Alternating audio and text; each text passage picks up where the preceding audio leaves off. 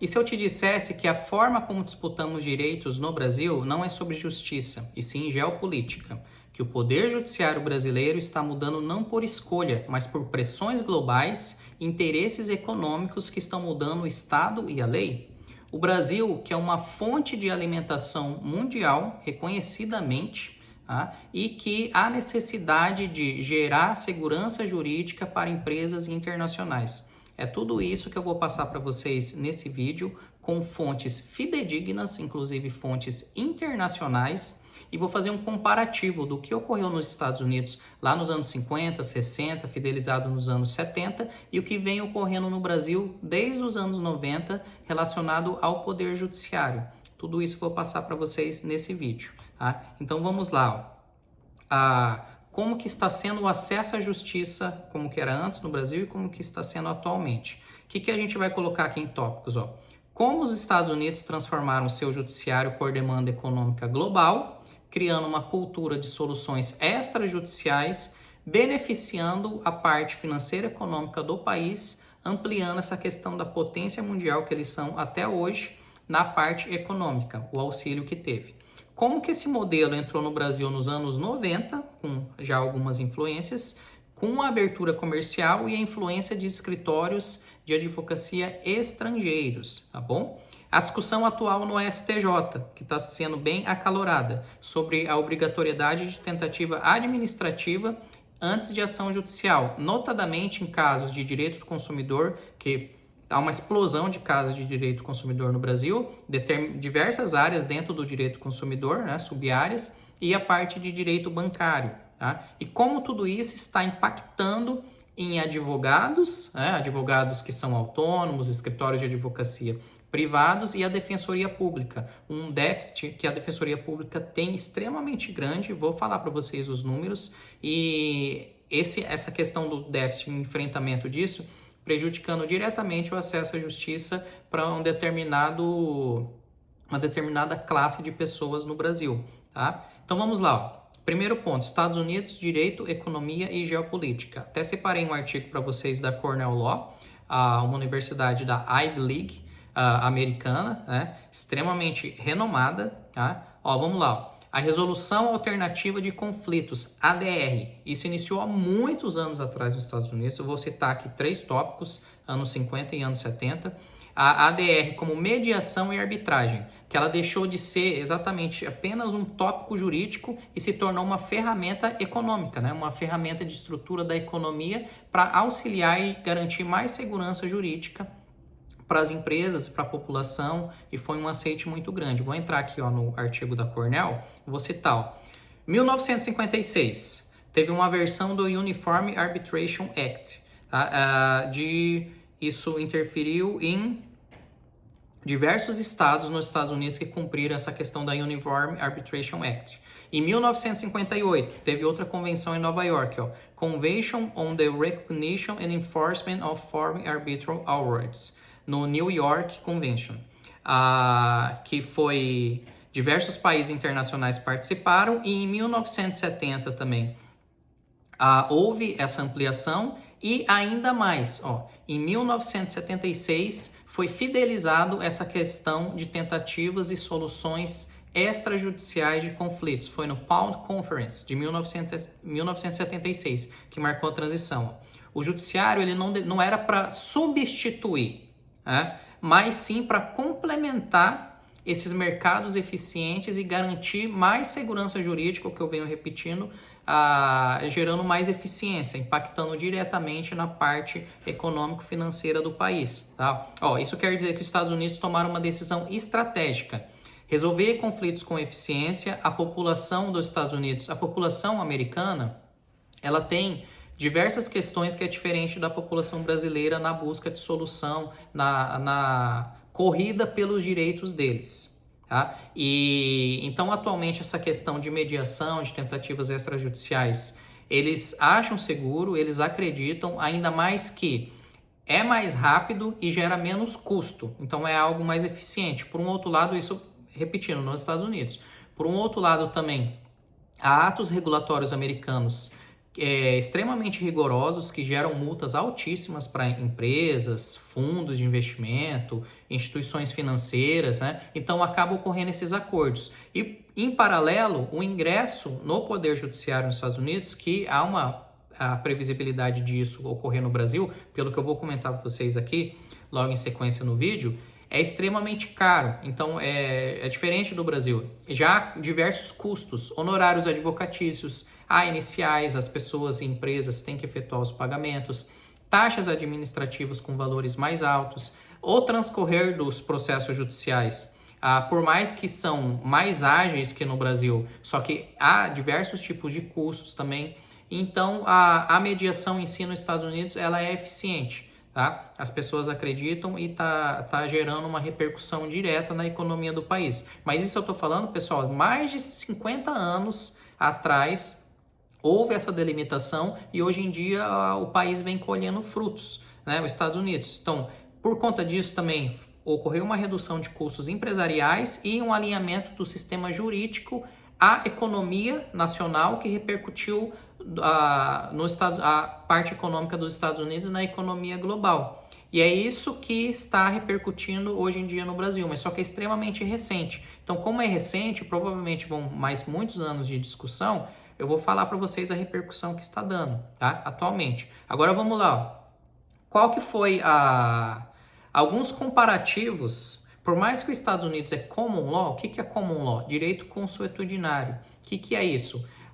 Tem diversas regulamentações nos Estados Unidos que não são com base em leis escritas. No Brasil é parte civil, né? Civil law, direito civil. Ou seja, a gente tem muitas leis.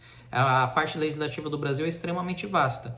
Nos Estados Unidos não é por costume. Então, diversas decisões, eles pesquisam casos semelhantes anteriormente e tomam decisões com base nesses casos.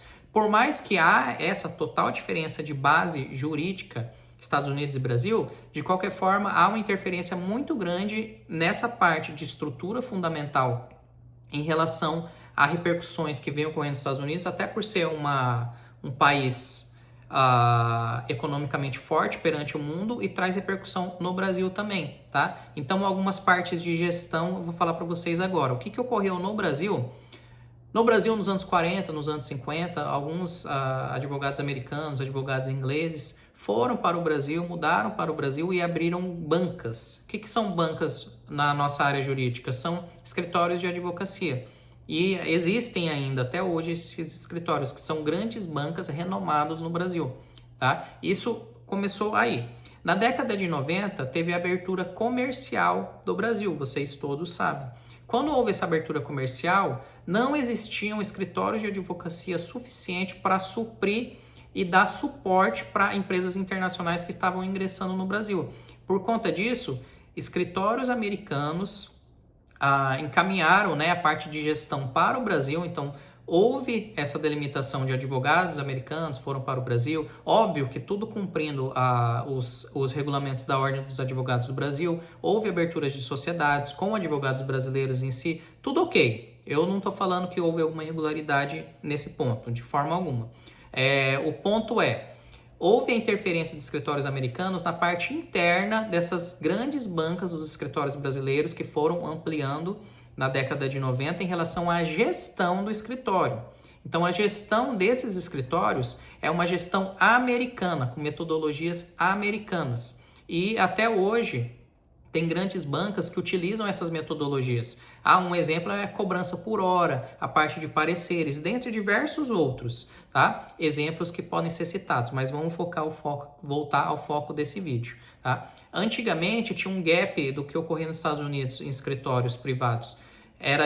Depois de 10 anos ocorria no Brasil, hoje em dia esse gap diminuiu para 2 anos e provavelmente vai diminuir ainda mais, tá? Então, tem um artigo da Harvard Law School que eu li em 2021, extremamente interessante, comentando exatamente isso que eu falei para vocês, dessa interferência. Aqui é o artigo, deixei para vocês. Deixa eu abrir aqui. Globalization, Lawyers and Emerging Economies, The Case of Brazil. Tá? É esse artigo que eu tirei como base para fazer esse comentário aqui para vocês. Tá? Então, na época, na década de 90, não foi uma tendência, foi efetivamente uma pressão global que precisava dar suporte jurídico para essas empresas internacionais, essas multinacionais. E hoje em dia vem ocorrendo a mesma coisa. Tá? Se vocês estão gostando desse vídeo, deixa aqui o like, comenta, a gente vai começar a postar mais conteúdos técnicos assim para vocês, tá? Então vamos lá. Atualmente, o que vem ocorrendo no Brasil? Em 2015, entrou em vigor a lei de mediação, para incentivando essas tentativas de acordos extrajudiciais. Tá? Mas a cultura do Brasil é diversas empresas, até hoje, não resolvem via administrativo. A parte de regulamentação é diferente dos Estados Unidos em relação a multas, aí, tópicos correlacionados. A população brasileira é diferente da população americana, então tem que ampliar as informações fidedignas, né, para a população brasileira em si entender como que são os procedimentos administrativos e judiciais, e isso causa um conflito. Então, de 2015 até hoje, por mais que há essa legislação de mediação, ela não está sendo tão eficiente, porque ocorrem tentativas administrativas, não são solucionadas e há o ingresso de demandas na justiça. Mas determinados pontos, até o momento, vou tentar não deixar um vídeo tão longo, pessoal, mas vamos lá. Até o momento, notadamente, direito do consumidor e direito bancário, não há uma obrigatoriedade de entrar com pedidos administrativos prévios. Isso na lei. Só que na prática, que é isso que eu vou comentar para vocês agora, diversos juízes, há alguns enunciados em alguns tribunais de justiça do Brasil já determinando essa obrigatoriedade. Por mais que as tentativas, os advogados que trabalham nessa área defendendo consumidores em face de grandes fundos de investimentos, instituições financeiras, etc., sabem disso. A maioria dos casos, há tentativa administrativa, não há solução e há entrada de ação na justiça. E é o tema, ó. Então, vai ocorrer a decisão desse tema repetitivo 1396 do STJ. O que ele fala? Se é obrigatório ou não o consumidor comprovar a tentativa de solução extrajudicial via consumidor gov, Procon, SAC, tentativas diretas com as empresas, antes de ajuizar a ação judicial, abordando a necessidade e interesse de agir em demandas prestacionais. Tá? Então, está tendo essa discussão. Tá? Outra situação, vou dar outro exemplo, de procurações. Antigamente, procurações o pessoal assinava à mão, né? Em alguns órgãos administrativos, quando você ia tentar solucionar, eles pediam já reconhecimento de firma. Um exemplo é a Receita Federal. Tá? Mas para entrar com a ação na justiça, não havia essa obrigatoriedade. Hoje em dia está tendo uma discussão acalorada também e diversos juízes e tribunais estão exigindo reconhecimento de firma. Os advogados estão diversos insatisfeitos, brigando, né, falando que não há essa necessidade. Mesmo com procurações assinadas com certificação digital, em diversos processos há ainda a determinação de reconhecimento de firma. Exemplos práticos. Escritórios pedem, até meu escritório eu estava pedindo para clientes, para além de assinar as procurações com certificação digital, gravar vídeos informativos, essa parte administrativa, tentar solucionar administrativo com suporte do escritório, declarações, assinar à mão, mas mesmo assim tribunais, juízes estão exigindo reconhecimento de firma. Então, os advogados, escritórios que vão continuar atuando nessas áreas, nessas teses que estão em discussão, têm que se adequar a essas exigências do judiciário, ou seja, reconhecer firma na procuração.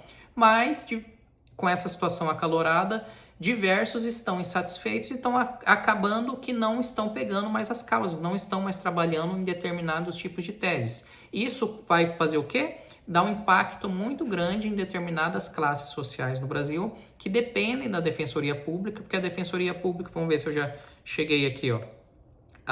Então, só o que eu ia comentar aqui.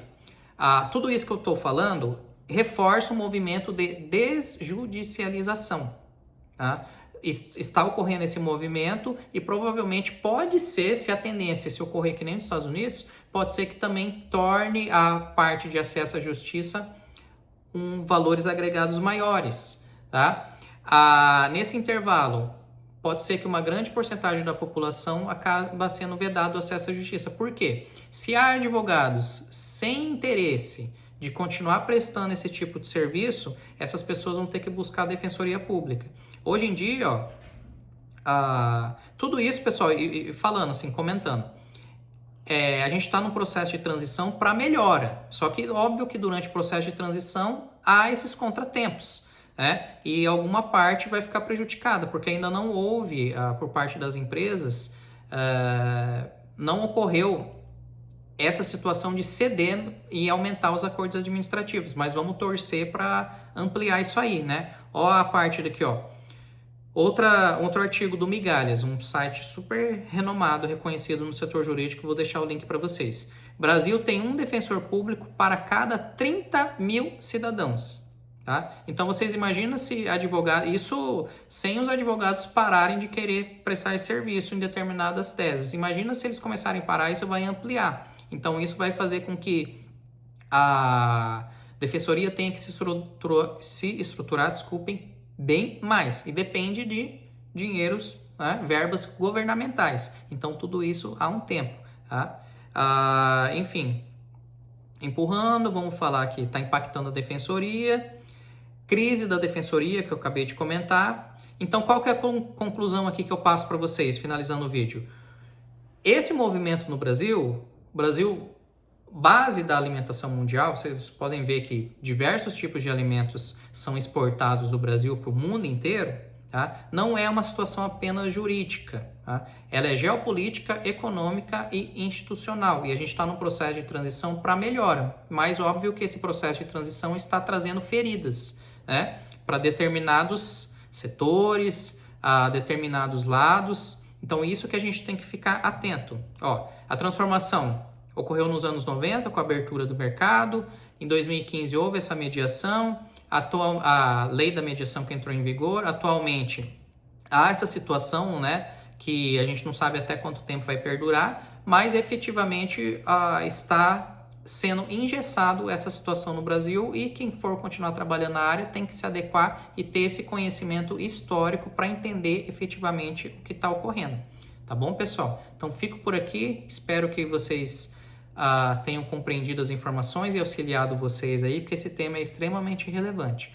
Vou deixar aqui na descrição do vídeo toda essa fonte bibliográfica para vocês consultarem também e confirmarem o que eu estou comentando. Um abraço e até os próximos vídeos.